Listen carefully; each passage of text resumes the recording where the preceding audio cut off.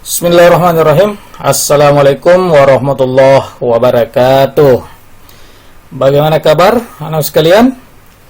Saya yakin kalian dalam kondisi sehat walafiat, selalu menjaga kesehatan, menjaga diri dari segala macam penyakit, terutama virus yang sekarang mewabah di sekitar kita, yaitu virus corona. Saya selalu berharap kepada kalian agar selalu menjaga diri, social distancing, dan jangan lupa mencuci tangan pada saat sebelum makan dan kapan saja, terutama pada saat kalian masuk ke rumah dari luar dan masuk ke rumah. Jangan lupa membersihkan badan kita, tangan dan kaki kita, jangan sampai kita membawa virus masuk ke dalam rumah. Saya yakin kalian tetap sehat, tetap bersemangat untuk belajar, meskipun kita belajar dari rumah kita masing-masing. Pada kesempatan ini, izinkan Bapak menjelaskan tentang materi iman kepada hari akhir. Ini mungkin adalah materi pertama yang kalian dapatkan pada kelas 9. Sebelumnya saya mengucapkan selamat bagi kalian semua telah memasuki tahap akhir di jenjang SMP. Sebelum kita masuk ke materi pelajaran kita pada kesempatan ini, terlebih dahulu marilah kita berdoa kepada Allah Subhanahu wa taala agar setiap aktivitas kita senantiasa diberikan kemudahan oleh Allah, terutama di dalam belajar dan kemudahan di dalam menerapkan atau mengaplikasikan ilmu yang telah kita pelajari. Baik, mari kita satukan hati dan pikiran kita bermunajat kepada Allah, dan izinkan saya untuk memandu kalian. Bismillahirrahmanirrahim. Rabbi zidni ilman nafi'a warzuqni fahman wasi'a wa wafiqni amalan solihan mutaqabbala. Ya Allah, berilah aku ilmu yang bermanfaat, pengetahuan yang luas, dan amal soleh yang diterima. Amin ya rabbal alamin. Berdoa bagi kita adalah suatu keharusan, apalagi seorang penuntut ilmu. Terlebih dahulu kita awali semua aktivitas kita dengan doa, karena hanya Allah lah tempat kita memohon, dan hanya Allah pula yang memiliki segala ilmu pengetahuan.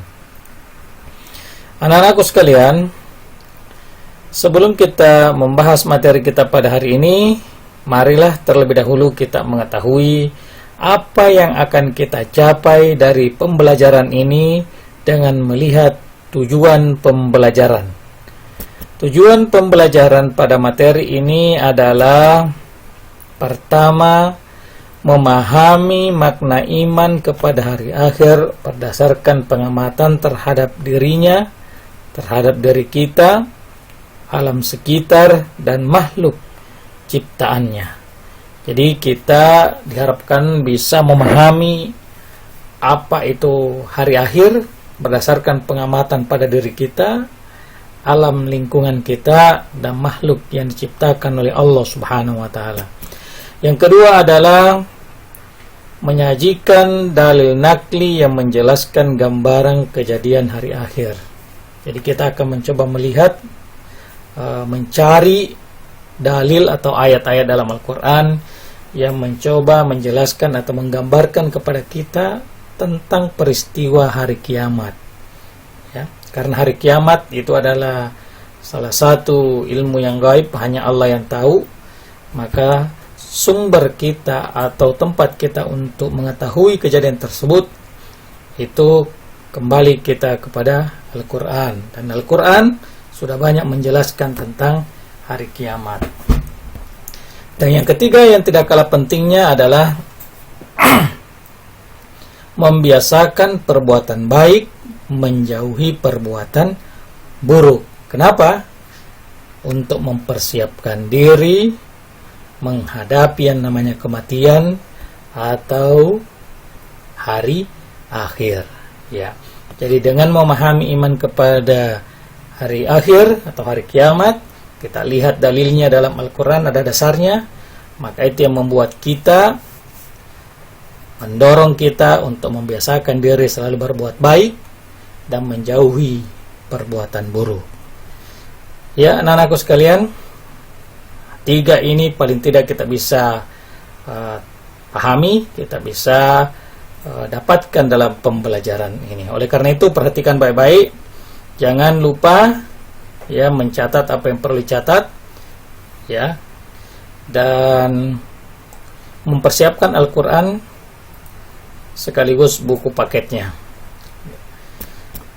Selanjutnya, kita di awal pembelajaran ini kita harus memahami terlebih dahulu makna beriman kepada hari akhir.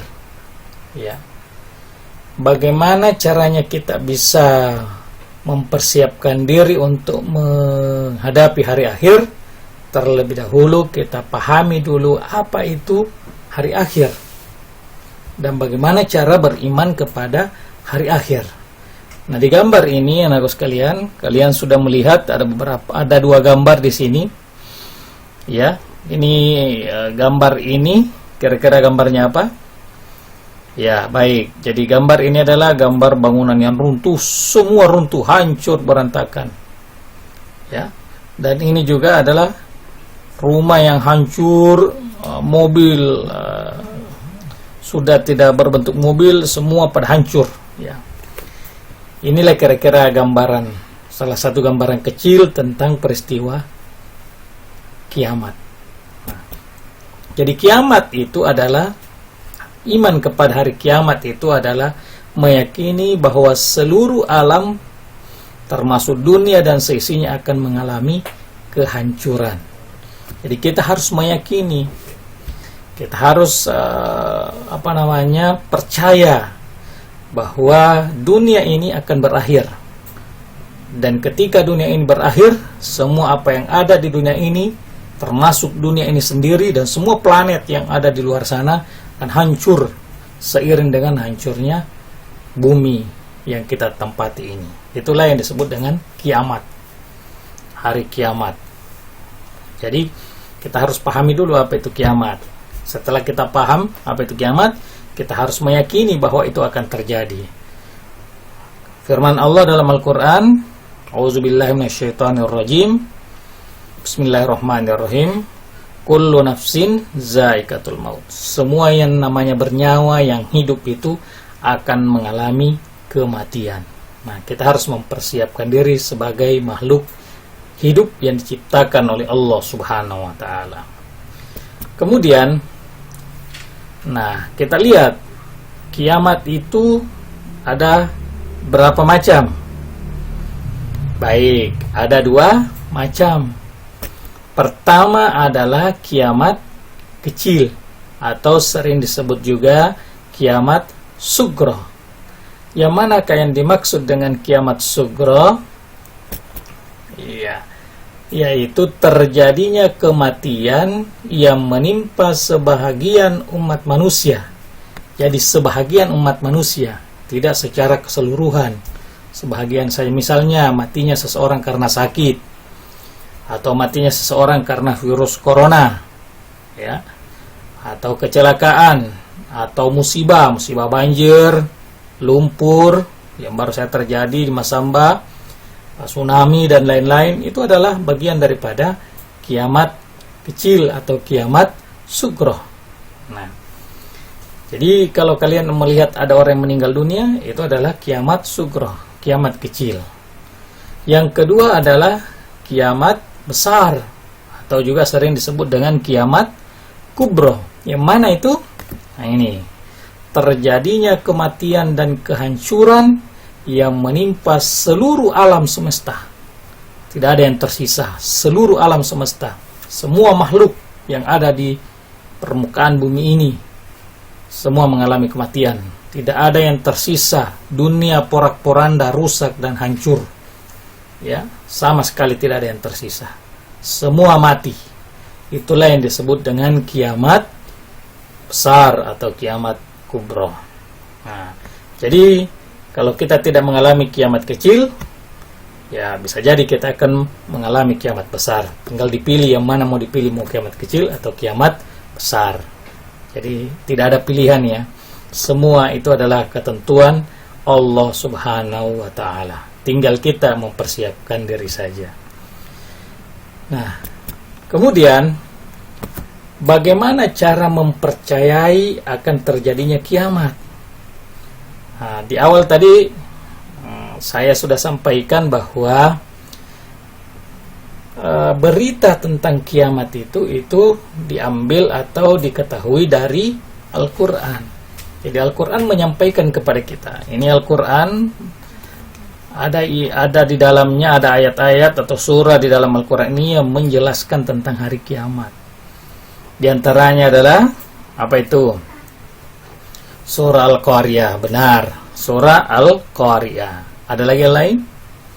Iya betul, surah Al-Zalzalah. Bisa dilihat Al-Qurannya, Al-Qariyah, Al-Zalzalah dan surah-surah yang lain. Banyak bercerita tentang kiamat. Artinya bahwa kiamat itu pasti akan datang.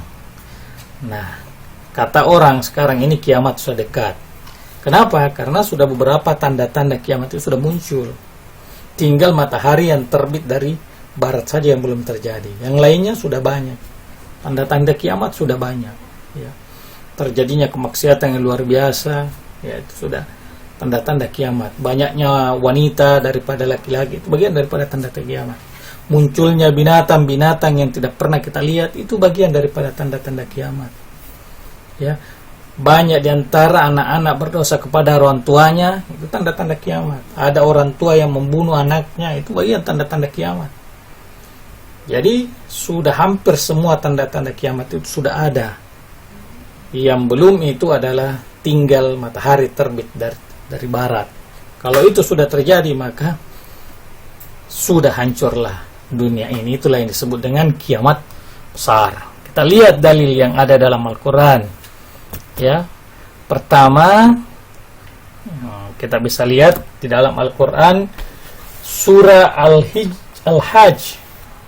Surah Al-Hajj ayat 7. Bisa dilihat bukunya atau bisa dilihat Al-Qurannya. Surah Al-Hajj.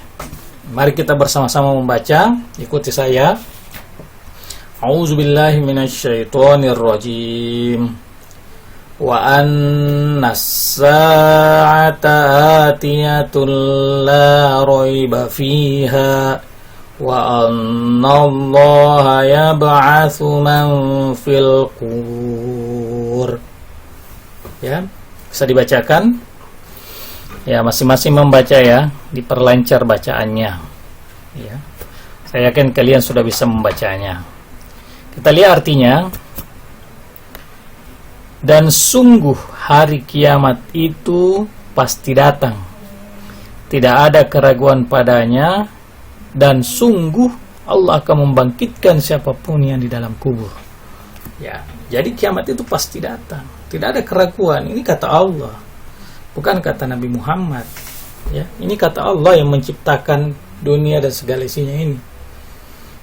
Nah, jadi Allah sudah berkata, memberikan peringatan kepada kita umat manusia dan semua makhluknya bahwa kiamat itu pasti datang. Tidak ada keraguan. Ya, itu yang pertama. Bisa dicek nanti di Al-Qur'annya. Kemudian di surah Al-Zalzalah ayat 1 dan 2 Allah berfirman, A'udzubillahi minasyaitonirrajim. Bismillahirrahmanirrahim. Iza zulzilatil ardu zilzalaha wa akhrajatil ardu athqalaha. Ya. Coba dibaca. Ini pasti sudah dihafalkan. Perbaiki bacaannya ya. Ya, jangan sampai panjang pendeknya tidak dimaksimalkan. Nah, kita lihat artinya. Pertama, apabila bumi digoncangkan dengan goncangan yang dahsyat. Ya.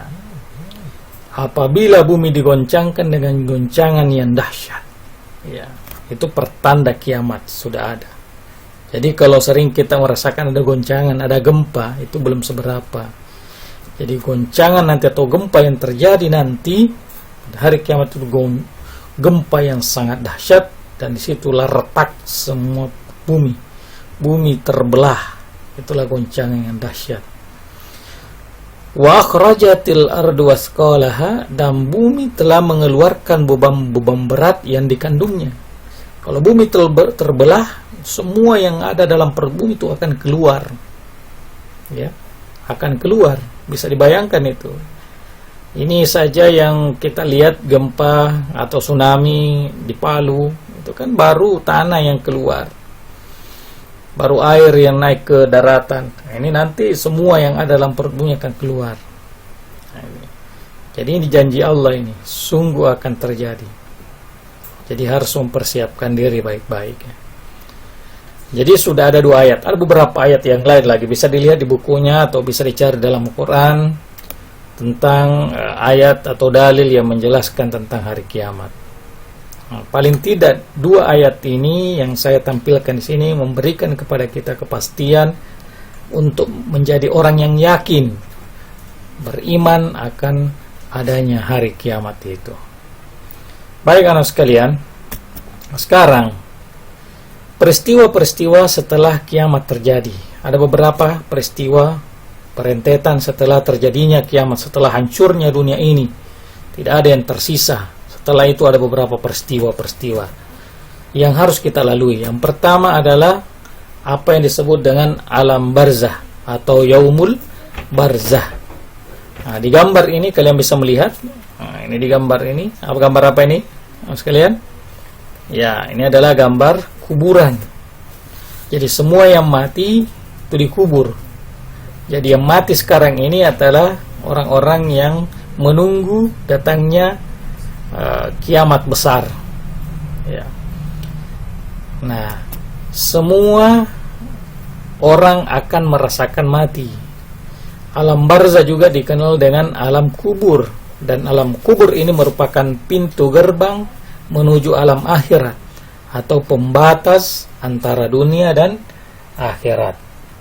Jadi semua yang hidup akan mati, karena itu adalah pintu untuk masuk ke dalam alam akhirat. Ya. Jadi jangan takut mati, berani hidup ya harus berani mati. Itu. Nah, kemudian peristiwa yang kedua setelah alam barzah adalah apa coba? Yaumul Ba'ts.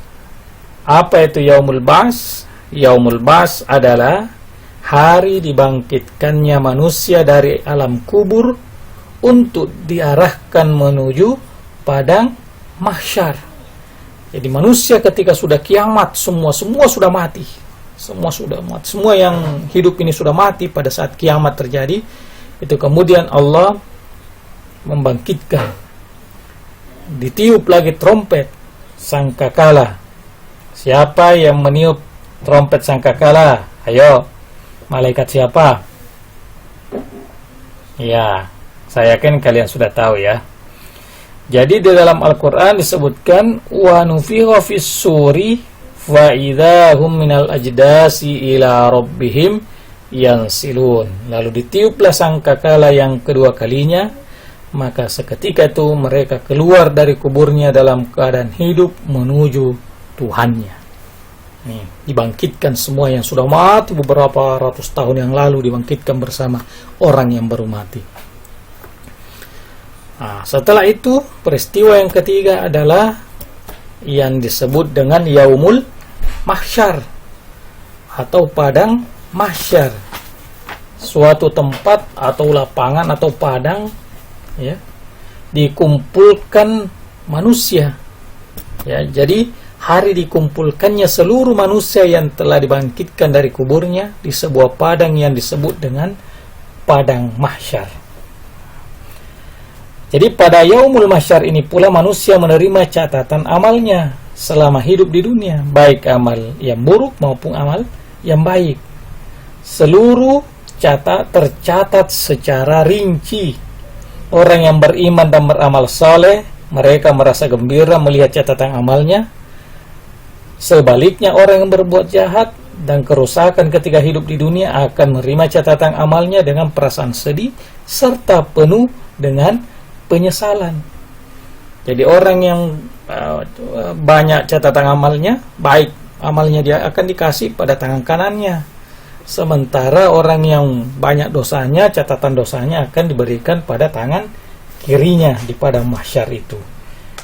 Nah, ini manusia nanti dikumpul di satu tempat yang sangat luas. Tidak ada manusia yang tersisa yang sudah hidup di dunia itu akan dikumpulkan sejak Nabi Adam sampai manusia yang akhir nanti hidup akan dikumpulkan di situ. Ya. Nah, setelah itu manusia akan melewati namanya yaumul mizan atau yaumul hisab, penimbangan. Ya, ditimbang amal baiknya dan amal buruknya. Ya, hari ditimbangnya seluruh amal baik dan buruk manusia untuk menerima keadilan dan balasan masing-masing. Pada hari itu tidak ada orang yang dizolimi oleh Allah, ya, karena Allah sudah berjanji, "Faman ya'mal misqala dzarratin khairan yarah, wa may ya'mal misqala dzarratin syarran yarah."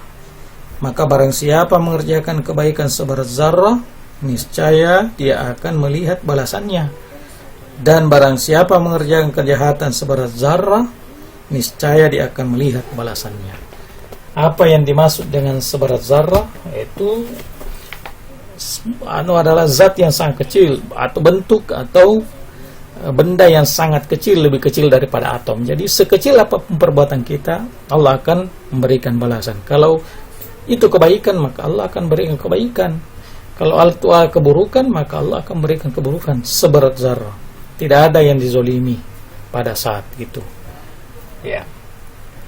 Setelah manusia mengetahui dari timbangan atau perhitungan amal baiknya, pada saat itu, pada saat setelah itu, manusia akan diarahkan kepada dua tempat. Nah, inilah akhir dari perjalanan peristiwa setelah kiamat, yaitu surga dan neraka. Dalam sebuah riwayat, manusia nanti akan disuruh berjalan di atas sirat, ya. Nah, itu katanya satu helai rambut dibagi 7, ya, bisa dibayangkan itu, ya. Kurang lebih seperti pada gambar yang ada di hadapan kalian, berjalan di atas itu. Siapa yang berat timbangan pahalanya, dia akan berjalan dengan cepat tanpa merasa khawatir untuk terjatuh di bawah yang ada api menyala-nyala. Tapi bagi mereka yang banyak dosanya, ya sudah, persiapkan diri untuk jatuh di bara api yang menyala-nyala. Nauzubillahi min zalik. Jadi surga adalah balasan bagi manusia yang lebih berat amal kebaikannya atau banyak pahalanya waktu di dunia, dan neraka adalah balasan bagi manusia yang lebih berat dosanya daripada kebaikannya waktu di dunia. Makanya kita sebagai orang yang beriman, mari kita mempersiapkan diri untuk kehidupan akhirat. Firman Allah, "Fatazawwadu fa inna khairaz zadit taqwa." Berbekallah kalian, karena sebaik-baik bekal itu adalah takwa, ya. Jadi mari mempersiapkan diri kita untuk kehidupan akhirat. Kalau kehidupan akhirat sudah dipersiapkan dengan baik, insyaallah kehidupan dunia juga akan baik kita rasakan. Anak-anakku sekalian, semoga dengan setelah memahami makna hari kiamat, mengetahui dasarnya dalam Al-Quran, semoga itu memberikan kepada kalian semua, kita semua, pemahaman dan kesadaran untuk lebih berhati-hati dalam bertingkah bersikap di dunia, karena semua akan dibalas oleh Allah Subhanahu wa taala nanti di akhirat. Hidup di dunia ini hanya sementara, dan akhirat itu adalah segala-galanya. Hidup di dunia ini hanya sementara, dan akhirat itu lebih kekal, lebih abadi dan lebih baik. Walal akhiratu khairul laka minal ula. Akhirat itu lebih baik daripada kehidupan dunia. Baik anak-anakku sekalian, saya kira untuk materi ini cukup. Kalau masih ada yang belum dipahami, silahkan dibaca buku paketnya. Kalau masih ada dalil-dalil yang belum dibacakan, silahkan dicari dalam Al-Quran untuk menambah pemahaman dan kesadaran kita tentang iman kepada hari akhir. Nah, untuk lebih mendalami pemahaman kalian sebagai tugas untuk mendapatkan nilai pengetahuan, maka kalian diminta untuk menjawab pertanyaan berikut. Siapkan buku tugasnya, dikerjakan, tidak perlu ditunda-tunda. Insyaallah soalnya tidak susah, gampang saja, sebagai bukti bahwa kalian memahami pelajaran atau materi iman kepada hari akhir. Yang pertama adalah jelaskan pengertian hari kiamat. Gampang kan? Yang kedua adalah bagaimana cara mempersiapkan kehidupan akhirat yang baik. Tadi juga sudah dijelaskan. Yang ketiga adalah sebutkan peristiwa setelah kiamat. Tadi sudah disebutkan secara berturut-turut. Kalian pasti masih ingat dan hafalkan. Yang keempat adalah jelaskan fungsi iman kepada hari akhirat. Apa fungsinya kita beriman kepada hari akhirat? Dan yang terakhir adalah bagaimana cara mendapatkan surga Allah Subhanahu wa ta'ala. Cukup 5 saja untuk penilaian pengetahuan kalian. Dan untuk penilaian keterampilan kalian, kalian hanya diminta untuk menuliskan 2 ayat beserta artinya yang menjelaskan tentang hari kiamat.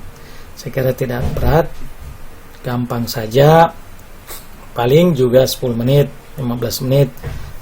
Tadi 5 soal dan ini insyaallah bisa selesai. Jangan ditunda-tunda ya, karena kalau ditunda bisa jadi pekerjaan kalian menjadi menumpuk. Baik anak-anak sekalian, saya kira cukup pengantar ini. Semoga kalian bisa memahami, semoga bermanfaat.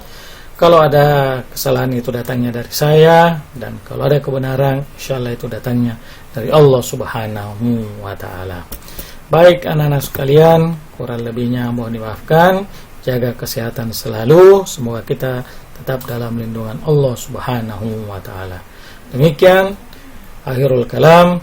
Wassalamualaikum warahmatullahi wabarakatuh.